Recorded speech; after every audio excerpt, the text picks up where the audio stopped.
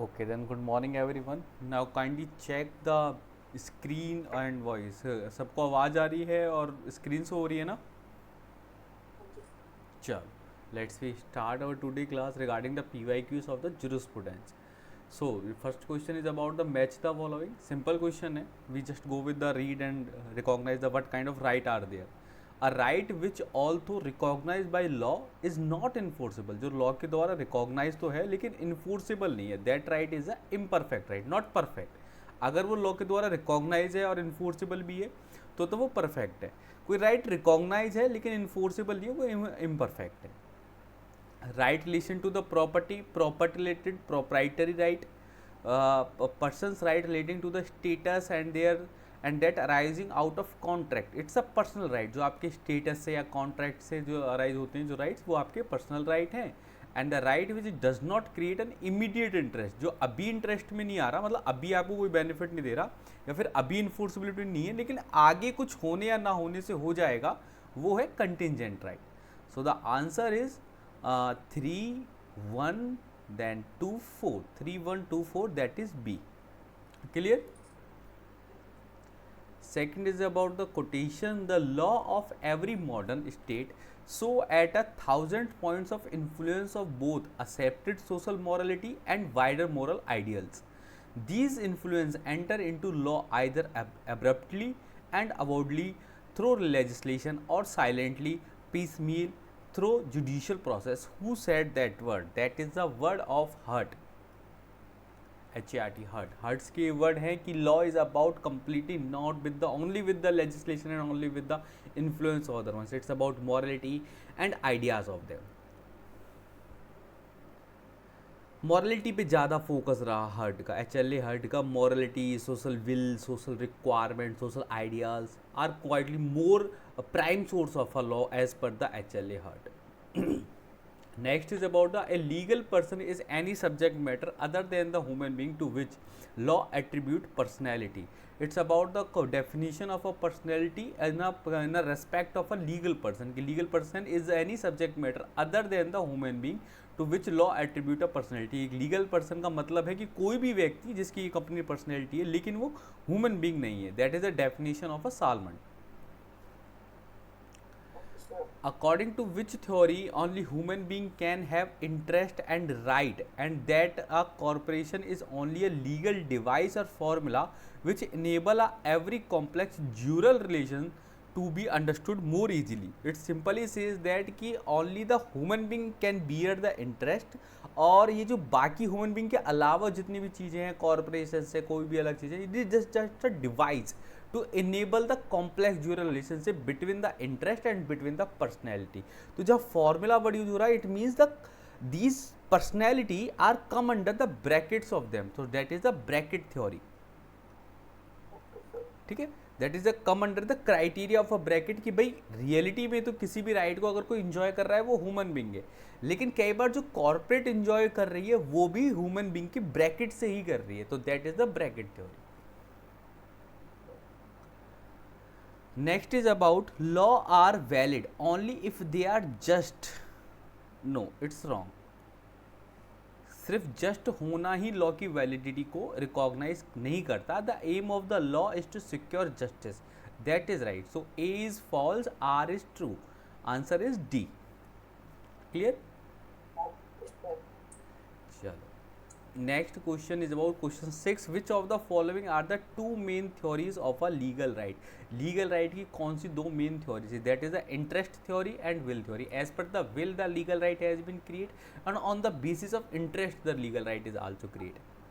bracket theory is about the personality.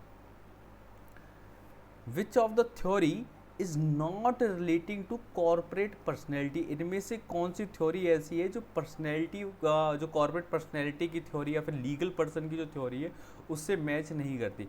Fiction theory is about the corporate personality, realistic theory is about the corporate personality and purpose theory is about the corporate personality. Functional theory का कोई corporate personality से relation नहीं है. So the answer is D.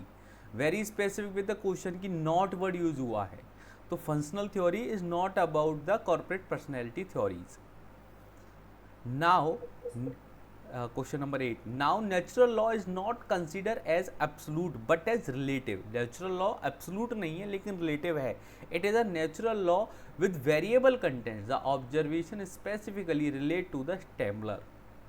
Stammler की अपनी view थी कि natural law complete तो नहीं है लेकिन रिलेटिवली अवेलेबल है, रिलेटिवली अप्रोप्रिएट भी है और रिक्वायर्ड भी है. ठीक है.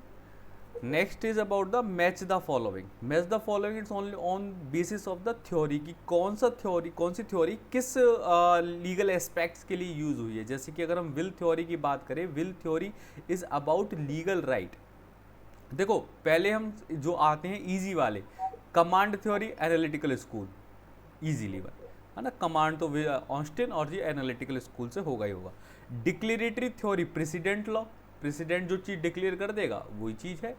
जो एज पर द जुडिशरी जो चीज़ क्लियर लॉ फॉर्म आउट हो जाएगी वो डिक्लेरेटरी थ्योरी में आ रही है. विल थ्योरी हमने लीगल राइट लिखी थी. कंसेशन थ्योरी लीगल पर्सन होगी. तो अगर हम नीचे के दो भी अगर हमें पता हो तो देखो नीचे के दो का क्या बनेगा, 2 and 4. तो सी एंड डी 2 and 4 कहाँ पे है, 2 and 4 हमारे पास दो ऑप्शन है, आइदर बी ए और B B. One and theory, अब हमें विल थ्योरी भी पता थी कि वी फर्स्ट ए का है 3, तो the answer is A 3 1 2 4. Clear. Sorry very sorry with that. C का 4 है और डी का 2 है, ये हमने उल्टा कर दिया. 4 and 2 है, नीचे वाला आंसर है. 3 and 1 तो ठीक है हमारे, हमने ये वाले गलत लिख दिए. Declaratory theory president, command theory analytical school, तो 4 2 और ऊपर से हमारा हो गया 3 सेकेंड का 1. 3 1 4 2 answer is C. C mark करना है सभी को, इसमें कोई कंफ्यूजन ना हो. Will theory legal right, concession theory legal person, declaratory theory precedent and command theory analytical school. Clear. Next question is association reason का क्वेश्चन है. A legal right is legally protected interest. That is right. Legal right वही है जिसको legally protect करा जा सके. An element of advantage is essential to constitute right. It's not be always be true. कि ऐसा आवश्यक नहीं है कि हमेशा एक राइट आपको एडवांटेज दे या प्रिविलेज दे. Right can be just a normal thing. It's not always we give you something privilege to. भाई सब लोगों को कोई राइट मिले हुए हैं, सपोज राइट टू इक्वलिटी सबके साथ है, तो एडवांटेज तो वो किसी को नहीं देता, लेकिन राइट तो है. स्पेसिफिक एडवांटेज और प्रिविलेज थोड़ी ना उससे कोई, सिमिलैरिटी है उससे, यूनिफॉर्मिटी है उससे. So A is right and R is R wrong. Clear.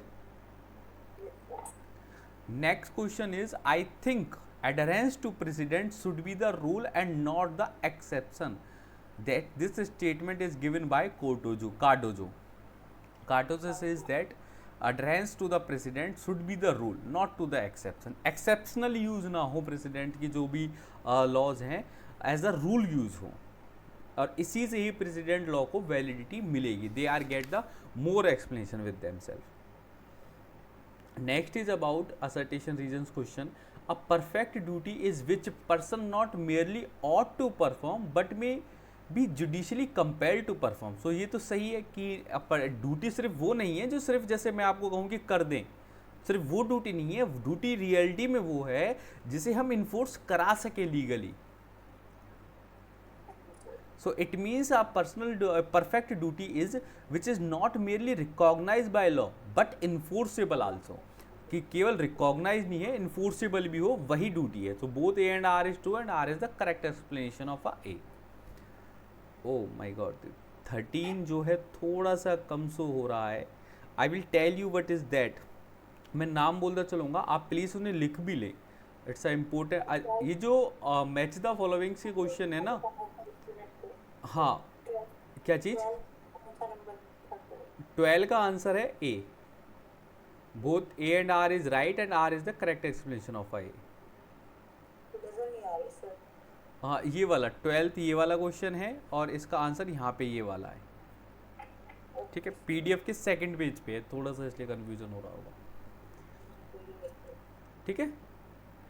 Now I come with the 13 थोड़ा सा मैं आपको बोलता हुआ चलूँगा, वो आप लिख लें. अच्छा, मैच द फॉलोइंग का ये है कि ये जो मैच द फॉलोइंग है ये आगे मतलब सारे ही हमें याद होने चाहिए. इन केस की जब एग्ज़ाम में होंगे तो ये वाले ना आए पर इनमें से एक दो तो आ जाएंगे। अगर आप सारे मैच द फॉलोइंग याद करके रखेंगे तो उनमें से जब आप एग्जाम देंगे तो 2-3 भी हो जाएंगे, तो उसे एलिमिनेशन राउंड के तहत आप आंसर करेक्ट कर लेंगे भाई इन दो का आंसर ये है, उसमें से जो नीचे से मैच हो रहा है वो आंसर हो जाएगा। क्लियर? तो scientific positivism, first is scientific positivism is given by the Herbert Spencer. Kindly write it, scientific positivism given by the Herbert Spencer. Social solidarity given by the August Comte, sociological school and sociology word coined इन्होंने करा, तो social solidarity is given by the August Comte. Organic theory of a study is given by the Duguit, DUGUIT, Duguit, organic theory of a study. Next is about theory of reality group, or theory of reality of group personality. Group personality is given by the Gierke, GIERKE, Gierke. And the answer is 1342, 1342, that is B. I again repeat it, scientific positivism is given by the Herbert Spencer. Social solidarity is given by the Auguste Comte. Organic theory of society is given by the Duguid, and theory of relating of group personality is given by the Greek. Clear? Chalo. Next is about the relationship between them, that is a relationship between all of them. You have to be very clear that whenever the right come, it always will come with the liability. Right duty नहीं, liability. These are the things which are depend to only the individual one, not to the two one. अगर मैं कहूँ कि मेरे पास right है तो दूसरे पे ड्यूटी आएगी. I am not concern about the second one. मेरे पास राइट है तो मेरे पास लाइबिलिटी भी आएगी कि मैं उसे ठीक से यूज करूँ. Clear with that? If I have a privilege, अगर मेरे पास कुछ स्पेशल चीज़ है तो मेरे पास ड्यूटी भी आएगी. जैसे कि पार्लियामेंट्री प्रिविलेज है तो उनके पास काम है, क्योंकि वो पार्लियामेंट के मेंबर हैं, उनके पास एक स्पेशल काम करने के लिए प्रिविलेज मिलता है. Did you get my point? कि अगर मैं आपको जैसे as a teacher I have a privilege to go whenever I want to complete the syllabus, ये कंप्लीटली मेरा प्रिविलेज है. लेकिन मेरी ड्यूटी भी है कि मैं सिलेबस कंप्लीट करूं, चाहे किसी भी टाइम पाउंड में करूं, लेकिन ड्यूटी तो है. जब आप काम करेंगे तभी आपको प्रिविलेज मिलेगा. ठीक है? अगर मैं पावर की बात करूं, power is not about right. जहां पे वर्ड पावर यूज हो रहा है वहां मैं अधिकारों की बात नहीं करूंगा. माइट इज राइट वाला कंसेप्ट है. जब मैं कहूं मैं ताकतवर हूं तो अधिकार नहीं है. मैं फिर ये नहीं पूछ रहा किसी से कि तुम ये चाहते हो नहीं चाहते. मैं अपनी पावर यूज करता हूं. पावर यूज हो रही है मेरी अपने मेथड से. ठीक है? इम्यूनिटी की बात होती है डिसेबिलिटी. इम्यूनिटी मतलब किसी को इम्यून करना, स्पेशल चीज देना, क्योंकि उसमें वो चीज कम है. he have some disability within themselves, that's why we give him the immunity species. Just reservation कि आपके पास कुछ चीज़ कम है, not take it otherwise. I just give the कि क्योंकि आपके पास resources कम है, disable है resources के perspect में, that's why I give to the special immunities to you. Clear? So the answer is here 1342, that is B. चलो आगे चलते हैं अब. Inner morality. Inner morality is a question 15 and answer is question 15. Match the following. Inner morality is discussed by the Fuller. FULLER. Inner morality is discussed by the Fuller. Concept of living law. Living law, whenever we come, is Ehrlich. Ehrlich simply stated that a law is a living document, living things which survive with the society. Organic concept of society, again Comte. Society की majorly चीज़ sociological चीज़ें Comte ने दी थी. And last is about the gradual and organic process, that is given by the Burke. Gradual and organic process. So the answer is क्या चीज़? Organic concept of society given by the August Comte, COMPTE, Comte. इसमें खाली उन्होंने surname लिखा हुआ है, full name is August Comte. ठीक है? So the answer is 2, then 4, then 1, 3, 2, 4, 1, 3, that is A. Again I repeat, inner morality Fuller, concept of law Ehrlich, organic concept of society Auguste Comte, gradual and organic process is given by Burke. Clear? Next is about which is not a theory of corporate personality. Corporate personality की कौन सी theory नहीं है? Bracket तो अभी हमने थोड़े time पहले discuss करी थी कॉर्पोरेट पर्सनैलिटी की, और फिक्शन करी थी। Interest we also discuss. So fiction, interest and bracket theory are about the corporate personality. Will theory is not about the corporate personality, it's a right theory. Will और interest theory अभी हमने थोड़ी देर पहले theory of right पे discuss करी थी, ठीक है। Now we come with the question 17, that is also with the match the following questions. It discuss about the interest theory of a legal right. Interest theory of a legal right are discussed by the Eyring personality. Eyring personality का जो concept था, that is discuss about the interest theory of a legal right. Realist theory of a corporate. Realist theory of the corporate is discussed by the Gerke, G-I-E-R-K-E. Doctrine of social solidarity. Social solidarity are discussed by the Duguid, and social engineering is discussed by the Roscoe Pound, that is Pound, ठीक है। Solidarity Duguid, social engineering Pound, interest theory Eyring, and realist theory Girk. Interest और Eyring, if you remember my class the of jurisprudence, so I make that word कि interest theory आती है, Eyring पे आएगी, ठीक है जी। So the answer is 2 and then 3 and then 1 4, 2 3 1 4, that is B. Next is about which is not a theory of corporate personality. Fiction, realist और bracket तो भैया कॉर्पोरेट पर्सनैलिटी की थ्योरी ही है, विल थ्योरी नहीं है, तो answer is a will theory. Will theory is a part of right theory, will and interest theory. The three defect in the simple social structure, primary rule as initiated by the Hart. Hart ने 3 defect बताए थे एक social structure में, that is about uncertainty, static, inefficiency. Clear? Uncertainty, static and inefficiency are the defects of a social structure. Primary social structure defects are uncertainty, static and inefficiency. Next is about the match the following. So first is about concept of law, HLA Hurt, always be concept of law, HLA Hurt. Nature and source of the law, that is Gray. Nature and source of the law discussed by the Gray. Reflection of the jurisprudence, 2 things are I discuss with you, reflection of and the limitations of the jurisprudence. So reflection always be the Buckland, and provision functions of a law, that is the Julius Stone. ये वाला जो point था ये last वाली class में भी हमने discuss करा था, ठीक है। So the answer concept of law HLA Hurt, nature and source grey, reflection Buckland and province of functions of law Julius stone. So the answer is that is 4 then 1 then 3 and then 2. Answer is A, 4 1 3 2. Clear? Which theory is not theory of legal person. Legal person की कौन सी theory नहीं है? ये question बार बार देखो repeat हो रहा है।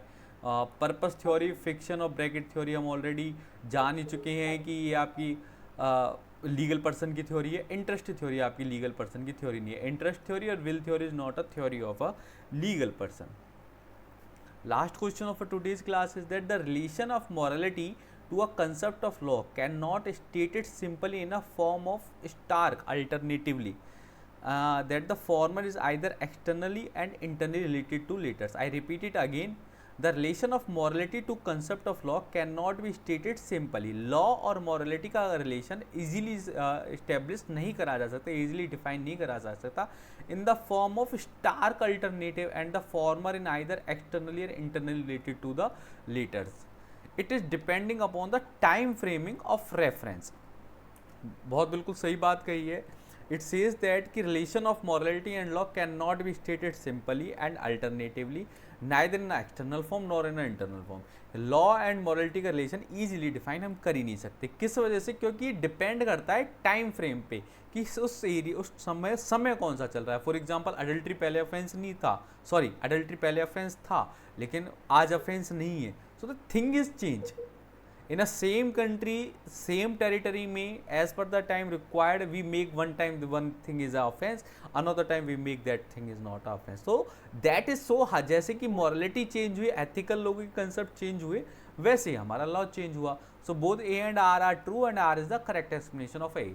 But एक चीज इस क्वेश्चन में ध्यान रखना कि जो ये वाला ऑप्शन है, हमें क्या है, हमें आदत हो चुकी है कि A and R true and R is the correct explanation, ये हमेशा ए में होगा, ऑप्शन ए में होगा ये.